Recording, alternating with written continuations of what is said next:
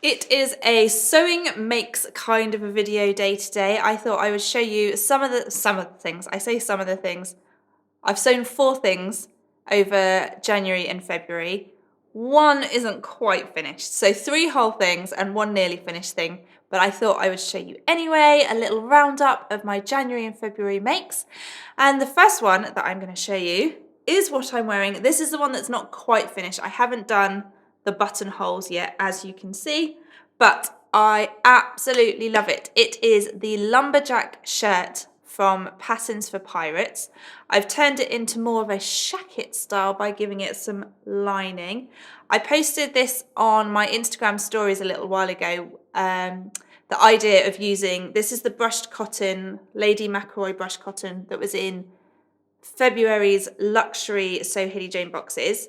And I had a thought that the jersey pointelle from January's classic boxes would make a really nice lining, but it was a bit, wasn't too sure because the pointelle is a jersey, so it's got a bit of stretch to it. Would it work? I posted it on Instagram stories. Some people said yes, some people said no. So I thought I would go for it. You live and you learn. And I'm really glad I did. I think it's turned out really, really well. So this is, I haven't used Patterns for Pirates before. Just realised I forgot I've got Harold in my pocket here. Let's pop him over here. I've not used a Patterns for Pirates pattern before. They've got some really lovely patterns on their website. They are PDF patterns only. And yeah, it's lovely. I would say the instructions are, if you have sewn quite a few things before, you should be fine. But the instructions maybe aren't great for beginners.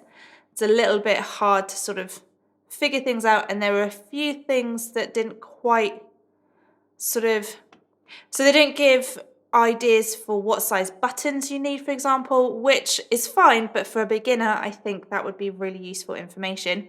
I feel pretty happy just to wing it. I haven't got any buttons at the moment, but I am going to the Stitch Festival at the end of the month, so I might have a little look there. I think Ethel and Joan will be there, so I might have to see if I can find the right buttons. Although it does mean that I'm going to spend the next 3 weeks wearing this and it's going to have flappy arms, but we'll see. But yeah, I love it. They've got different options. You can have it just as a shirt, an unlined shirt, a lined shirt, or add, ooh, hair's getting in the way, a hood, which I think looks really nice, and it adds to the coziness of this shirt, especially because I've lined it with the jersey. It's really, really cozy. Couple of little things that I need to, if I was going to sew again, think of how I would sort of change it differently. So you can just about see here that this little corner where the hood matches the shirt and we've got the bias binding to finish off the seam hasn't quite caught in there. The hood's just extended a little bit too far, but I love it. This is the bias binding that I made using the fat quarters from the February boxes as well. So it's a full SewHayleyJane make. I've even used the ribbon, the heart ribbon, to finish off the hem here as well, and I've also made a little hanging loop. So yeah, full SewHayleyJane outfit here, and I'm very happy with it indeed. Like I said, super cozy. I made, I cut out the 1X at the shoulders and then graded out to a 2X at the hips, but it is very, very, very oversized, so I probably could have got on away just with doing a 1X. There's lots of room in the sleeves as well if I want to wear a jumper underneath or something like that. But yeah, it's so cozy. I love it. I just wanted something to chuck on as the weather starts to get nicer. This week, not so much. It's been snowing. But as the weather starts to get nicer and I can throw away the puffy coat, but I still want something just for a little bit of extra warmth, I thought this would be perfect, and I love it. They also have this exact pattern, but shaped for men and for children as well. So you could make an entire family of lumberjack shirts or shackets or something like that. So yeah, really, really happy. Not much else to say. It's got pockets. I opted out for inseam pockets, and I have to say I am a little bit regretting it now. I thought I might wear this as a shirt, but because it is so oversized, if I've done it up, obviously I haven't done the buttons yet, but if I do it up, it does feel a little bit like I'm drowning in it. So because I wanted to maybe wear it as a shirt, I didn't add the side seam pockets. But as it is, I will probably wear it more as a jacket, and now I wish I had done the side seam pockets. But never mind, there we go. But yeah, it's fully lined, so everything's all finished off nicely. And yeah, love it. I cut the pockets on the bias and the back yoke on the bias as well. So it's just an all-round, snuggly, gorgeous pattern. I love it. Will I make another one? Maybe. I might do in more of a coat fabric with something really like fluffy and snuggly in the lining for next winter. That might be quite cute. Anyway, that is the most recent pattern. Next up, I made the Closet Core Pietra shorts. I used the heart print cotton poplin that was in February's classic and mini boxes. You could probably make the shorts with the 1 meter that comes in the mini box. I think I used just over 1 meter. I love the pattern. I think it looks great. I'm a bit on the fence wearing them. I'm not used to wearing shorts. I had planned to wear them over the top of leggings or tights and sort of make them look quite smart. But I very much feel, because it's quite a bold pattern, the fabric, I do feel when I'm wearing them that I'm sort of saying, hey everyone, here's my butt. Everybody, look at my bum. Which, not necessarily a bad thing, but it's not quite what I wanted to go for, I'll be honest. But I love the style, and I definitely want to make the trouser length, probably the wide leg trousers for the summer. I love the like extended pocket and the extra wide facing, which becomes like a waist stay. So it feels very, what's the word I'm looking for?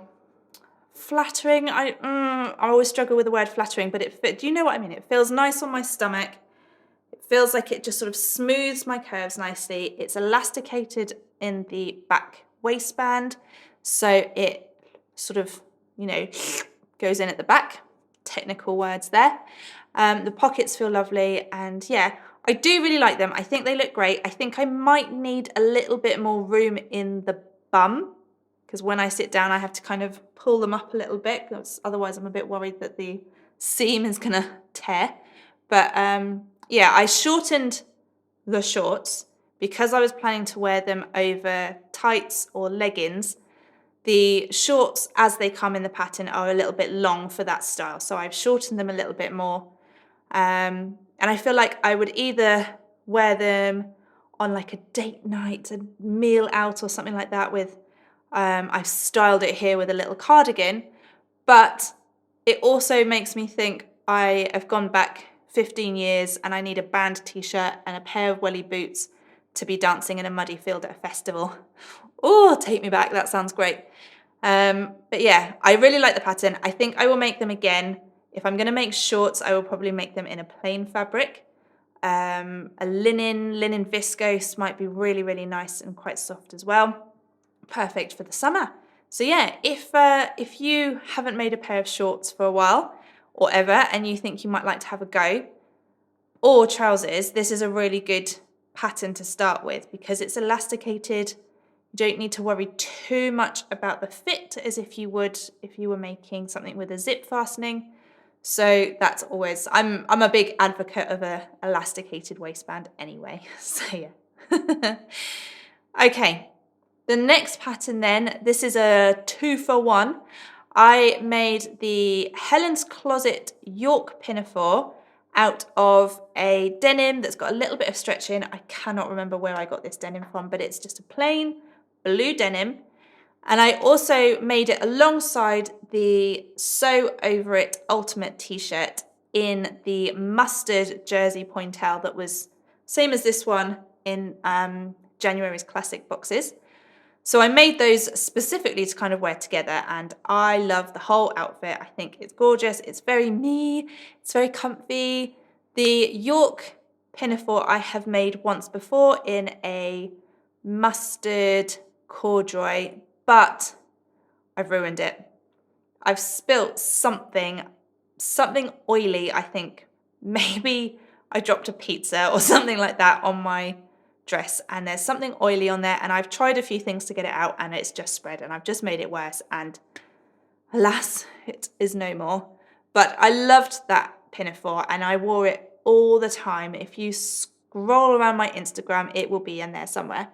So I wanted to make it again. I wanted to make it in a plain denim as well so that I could wear some fun tops underneath. The only adjustments I made, so like I said, I've made it once before, and I cut an 18 at the shoulders and then graded out to a 24, I think, at the waist, but that was too big. So this time I graded to a 20 at the waist, where the pinafore just comes in there, and then I graded out to a 24 at the hips, and it fits perfectly. And I also just raised the neckline a little bit. So when I made the first one, the bottom of the neckline was sat sort of right on my widest bust point, but I wanted it to come up just a little bit. So that was a really simple fix. And then it's finished with bias binding around the neckline and the armholes and the pockets. I was a bad sewist. I forgot to understitch the bias binding, and I really am annoyed at myself for that because it does ever so slightly peek out. If I'd have understitched it, as it does tell you to do in the instructions, it wouldn't peek out and it would look really, really like perfect. I think it's only really noticeable to me because as I look down, I can see the bias binding peeking out. If you're looking at me front on, I don't think it's as noticeable. I hope, but never mind. I'm still going to wear it because I'm not that pernickety about these things, and I still love it, and it's really comfy. I love the deep pockets as well, and the t-shirt that I've got underneath it is the Sew Over It Ultimate t-shirt, which came out last year or the year before. It's a really great pattern. It comes in 2 different size bands, and the larger size band, which is the one I used, includes a bust dart, which gives it a lovely bit of shaping as well. You can choose between a high neck, a low scoop, or a V-neck. So I think it's a really great basic t-shirt pattern. Everyone, I think, has got to have the perfect t-shirt pattern for your style in your arsenal. And this is the one for me. I love it. So when I've sewn it twice before, and I cut an 18 at the bust, got my notes down here, and graded out to a 22 at the hips. So I probably could take it down to just a 20 at the hips, I think. But it's got a nice bit of shape. It just sort of fits and flares in all the right places for me, and I really love it. I could probably actually go down a size across the shoulders. It's maybe a little bit wide across the shoulders and possibly narrow the shoulders a little bit. The other thing with this particular fabric, so something to note about cotton pointelle, it is a jersey, but there's no elastane in it, so it doesn't have great recovery, which you might find in a viscose or a cotton jersey, which has elastane in the content. This doesn't have any elastane, so it doesn't recover as well, and I'm the kind of person that is always rolling my sleeves up. As such, the sleeves have stretched quite a bit, so I think I will probably chop the sleeves off and turn it into a t-shirt for the spring. And then, yeah, because they're so flappy and they're a bit annoying. So I have to keep rolling them up. So yeah, I think I might just turn it into a t-shirt anyway. But other than that, I absolutely love it. It's very soft, it's very comfy, and it goes perfectly. The mustard and the denim, I think, are a winning colour combination. So yeah, I'll be wearing a lot more of those colours, and I can't wait to make more t-shirts to go under my plain pinafore as well. So that is everything I have sewn in January and February.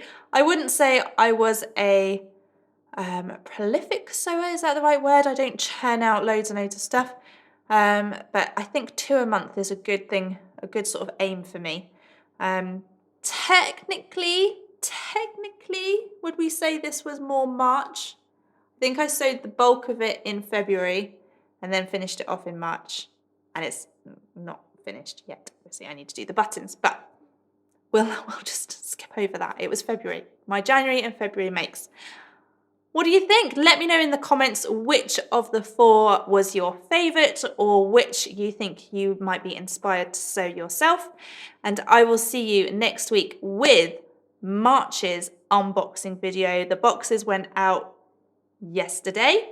Some of them have started arriving already. I am so excited to see what everyone thinks, and I cannot wait to show you the beautiful fabrics that went into March's boxes. So make sure you come back next week for that.